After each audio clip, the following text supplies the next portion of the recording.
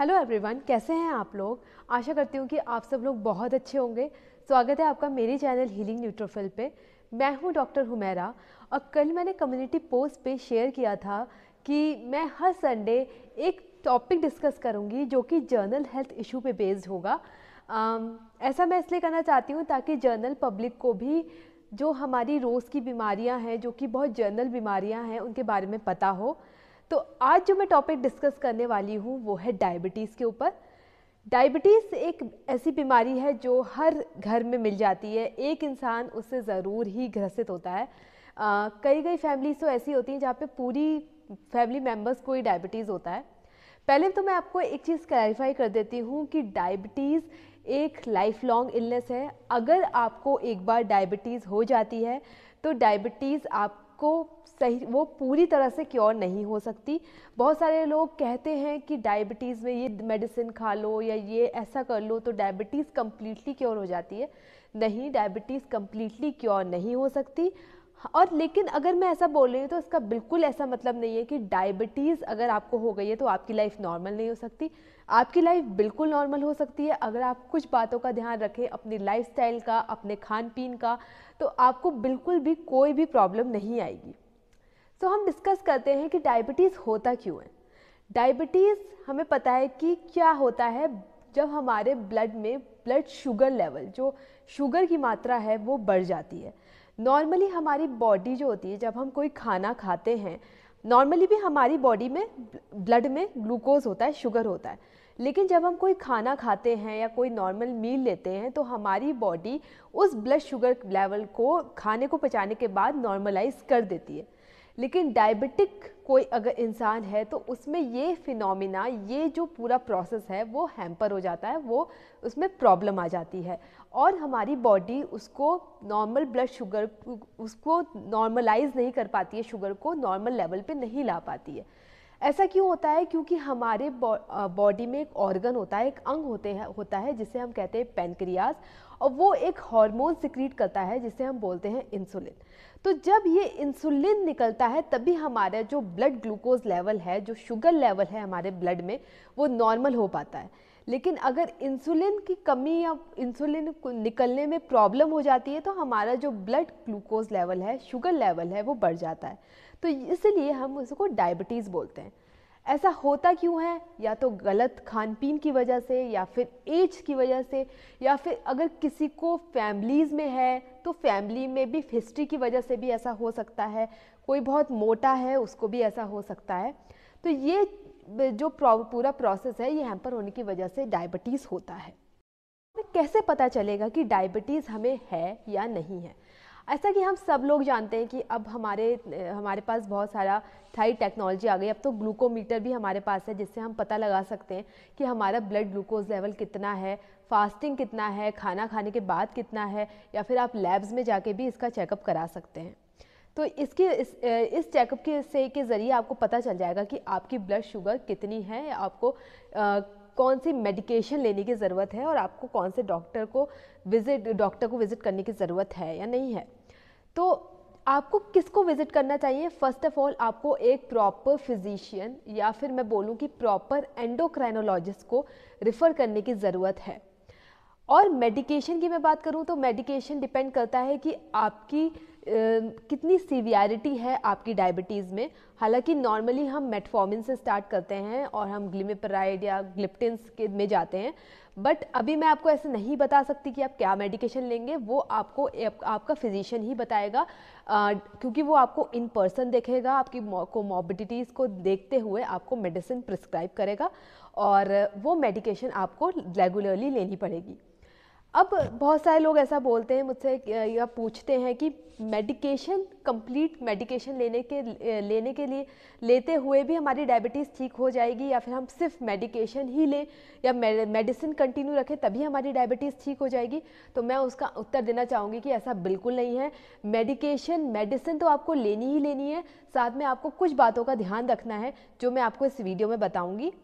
मैं आपको 4 ऐसी चीज़ें बताऊंगी जिससे आपकी डायबिटीज़, आपकी जो लाइफ है वो नॉर्मल हो सकती है। डायबिटीज़ अगर आपको है तो, और आपको कोई भी प्रॉब्लम अपनी लाइफ में नहीं आएगी। तो सबसे पहली चीज़ जो आती है वो है डाइट। तो डाइट आपको बहुत ही हिसाब से लेनी पड़ेगी। अब आपको डाइट में क्या लेना पड़ेगा, मैं आपको बताती हूँ कि डाइट में आपको ऐसा तो बच्चे को भी पता है कि शुगर्स आपको कम लेनी है, आपको कॉम्प्लेक्स आपको कार्बोहाइड्रेट कम लेने हैं। अगर आपको कार्बोहाइड्रेट लेने भी है तो आपको कॉम्प्लेक्स कार्बोहाइड्रेट लेने हैं। कॉम्प्लेक्स कार्बोहाइड्रेट में मैं एक उदाहरण दे देती हूँ आपको, जैसे मिक्स आटे की रोटी जो पचने में थोड़ा टाइम लगे, जो कॉम्प्लेक्स होता है, वो कार्बोहाइड्रेट आपको लेना है। दूसरा, आपको लो फैट डाइट लेनी है, आपको फैट कम खाना है। तीसरा, आपको हाई फाइबर डाइट लेनी है जिसमें फाइबर्स ज़्यादा है। तो आपको ये सब जिस भी खाने में ये सब है वो आपको लेना है। मैं आपको बता दूंगी, अगर आप चाहते हैं कि मैं आपको बताऊं कि डायबिटीज़ में क्या क्या खाना लेना है तो आप मुझे प्लीज़ कमेंट सेक्शन में बता दीजिएगा। मैं एक और वीडियो बना दूंगी कम्प्लीटली डेडिकेटेड कि आपको डायबिटीज़ में क्या खाना चाहिए क्या नहीं।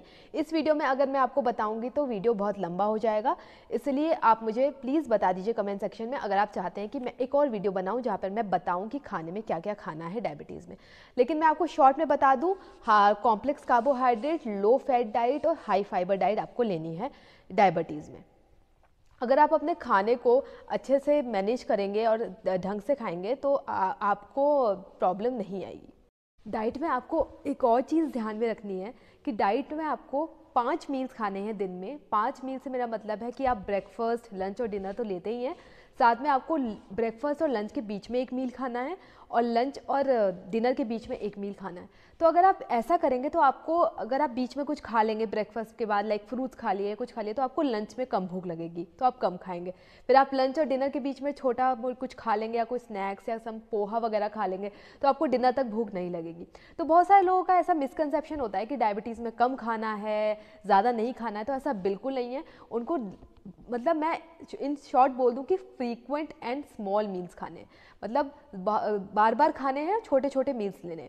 तो अगर आप ऐसा करेंगे तो आपका जो ब्लड ग्लूकोज लेवल है वो मेंटेन रहेगा। जो सेकेंड चीज़ आती है वो है एक्सरसाइज। अब एक्सरसाइज कैसे करना है, क्या करना है, जो सबसे बेस्ट एक्सरसाइज है जो हर कोई कर सकता है वो है ब्रिस्क वॉकिंग। ब्रिस्क वॉकिंग बहुत ही सिंपल और बहुत ही इफेक्टिव एक्सरसाइज है डायबिटीज़ में। और आपको, अगर आप बिल्कुल भी एक्सरसाइज नहीं करते हैं या आपको बिल्कुल भी पता नहीं है एक्सरसाइज के बारे में, तो आप, मैं कहूँगी कि 30 मिनट्स ब्रिस्क वॉकिंग से स्टार्ट करिए। आप स्किपिंग, जॉगिंग ये सब भी कर सकते हैं और आप उसको मैक्सिमम 40 to 50 मिनट्स तक कर सकते हैं। बिकॉज डायबिटीज़ में और कोमॉर्बिडिटीज़ ना हो, जैसे हार्ट रेट आपको नॉर्मल रखना है, बैलेंस रखना है, आपका हार्ट को रिदम, आपका हार्ट हेल्दी होना चाहिए। तो ये सब बातें भी डायबिटीज़ में बहुत इंपॉर्टेंट है। और अगर आपकी एज 52 या 60 से प्लस है, अगर आप ज़्यादा एज के हैं, तो मैं कहूँगी कि एक्सरसाइज स्टार्ट करने से पहले प्लीज़ आप एक अच्छे फिजिशियंस को कंसल्ट ज़रूर करिएगा, क्योंकि डिपेंड करता है कि आपको कोई अदर कोमॉर्बिडिटीज़ तो नहीं है, कोई और बीमारी तो नहीं है, तो उस पर डिपेंड करेगा कि आपको कितनी एक्सरसाइज करनी है। लेकिन नॉर्मली आप स्किपिंग, जॉगिंग कर ही सकते हैं, कोई प्रॉब्लम नहीं है। और एक्सरसाइज एक बहुत ही अच्छा, बहुत ही, मैं कहूँगी बेस्ट तरीका है डायबिटीज़ को कंट्रोल करने के लिए। आप मेडिकेशंस पे बिल्कुल भी निर्भर नहीं रह सकते, आपको एक्सरसाइज भी साथ साथ करनी पड़ेगी, आपको अपनी अच्छी डाइट भी मेंटेन करनी पड़ेगी। अब मैं बोलूँगी कि तीसरी चीज़ जो आती है, जो कि बहुत ही इंपॉर्टेंट है डायबिटीज़ को मैनेज करने के लिए, वो है फ्रीक्वेंट फॉलोअप। अब बहुत सारे लोग ऐसे होते हैं कि डायबिटीज़ का मेडिकेशन स्टार्ट कर देते हैं और उसके बाद सालों तक वही मेडिकेशन लेते रहते हैं और बिल्कुल भी फॉलोअप नहीं करते। तो उन लोगों को मैं ये बताना चाहूँगी कि आप ऐसे मेडिकेशन नहीं ले सकते, क्योंकि आपको मेडिकेशन स्टार्ट करने से पहले ये चीज़ भी ध्यान में रखनी होगी कि आपका उस मेडिकेशन से शुगर लेवल कंट्रोल हो भी पा रहा है या नहीं, या बहुत ज़्यादा ऊपर तो शुगर लेवल स्पाइक नहीं कर जा रही है, या फिर बहुत नीचे तो नहीं आ जा रही है, क्योंकि नीचे आ जाना शुगर लेवल ज़्यादा खतरनाक हो जाता है इन कंसिडरिंग तो ऊपर आ जाना। तो आपको इन सब बातों का ध्यान रखना है और आप बिल्कुल भी अंधाधुंध अपनी मेडिकेशंस को कंटिन्यू नहीं रख सकते हैं। आपको फ्रीक्वेंट फॉलोअप करना पड़ेगा, जो कि आप 2-3 महीने में कर सकते हैं। एक अच्छे फिजिशियंस को मेडिकेशन स्टार्ट करने के बाद कर सकते हैं। और मैं बोलूँगी कि अगर आपकी एक बार मेडिकेशन आपने स्टार्ट कर दी है तो प्लीज़ 10 दिन में एटलीस्ट अपनी शुगर लेवल को, हफ्ता 10 दिन में अपनी शुगर लेवल को टेस्ट करते रहिए। बिल्कुल भी ऐसा नहीं है कि मेडिकेशन से आपका शुगर लेवल नॉर्मल हो जाएगी। तो इन चीज़ों का आपको ध्यान रखना है और अपना फॉलोअप करते रहना। लेकिन जो डायबिटिक होते हैं उनको इन्फेक्शंस होने का चांस बहुत ज़्यादा रहता है। इन्फेक्शंस इन द सेंस उनको मतलब डायबिटिक फुट होने का चांसेस, डायबिटीज़ फुट जो हो जाता है इन्फेक्शन के ज़रिए वो होने का चांसेस रहता है। या फिर इसलिए उनको अपने पैर में चप्पल पहन कर रहना चाहिए हमेशा। और क्योंकि क्या होता है ना, सेंसेशंस भी हमें कम फील होने लगते हैं डायबिटिक अगर कोई है तो, इसलिए आपको बेयर फुट बिल्कुल भी नहीं चलना है। आपको प्रॉपर चप्पल पहनकर या फिर अपनी प्रॉपर अच्छे से हाइजीन मेंटेन कर कर रहना है ताकि आपको इन्फेक्शन ना हो। और डायबिटिक जो पेशेंट्स होते हैं उनको आँखों में रेटिनोपैथी इन जैसे आँखों की रोशनी जो होती है वो कम होने लग जाती है। तो इसलिए मैं बोलूँगी कि अगर आप डायबिटिक है तो please once in a year आपको अपनी आँखों का भी चेकअप कराना चाहिए। आप एक अच्छे ऑप्थेल्मोलॉजिस्ट को विज़िट कर सकते हैं, जो आँखों के डॉक्टर होते हैं उनको विज़िट कर सकते हैं और उनसे बोल सकते हैं कि मैं डायबिटिक हूँ और मुझे अपनी आँखों का चेकअप कराना है। तो वो खुद ही आपका चेकअप कर देंगे और आपको बता देंगे कि आपकी आँखें हेल्दी हैं या नहीं है। इसलिए डायबिटिक जो होते हैं उनको रेटिनोपैथी होने का चांसेस रहता है, इसलिए आपको ध्यान रखना है। उनको नेफ्रोपैथी होने का खतरा भी रहता है, यानी कि किडनी में प्रॉब्लम होने का खतरा रहता है। तो इन चीज़ों का भी उनको ध्यान रखना है। अपना KFT वगैरह कराते रहिए बीच बीच में। और उनको UTIs मतलब यूरिनरी ट्रैक्ट इन्फेक्शन होने का चांसेस रहता है। क्योंकि हमारे जो ब्लड में इतना ज़्यादा ग्लूकोज, इतना ज़्यादा शुगर हो जाता है तो वो पेशाब के ज़रिए बाहर आता है। तो इसलिए UTI उनको ये सब चीज़ों का ध्यान रखना है। इन द सेंस उनको अपनी पर्सनल हाइजीन मेंटेन करके रखनी है।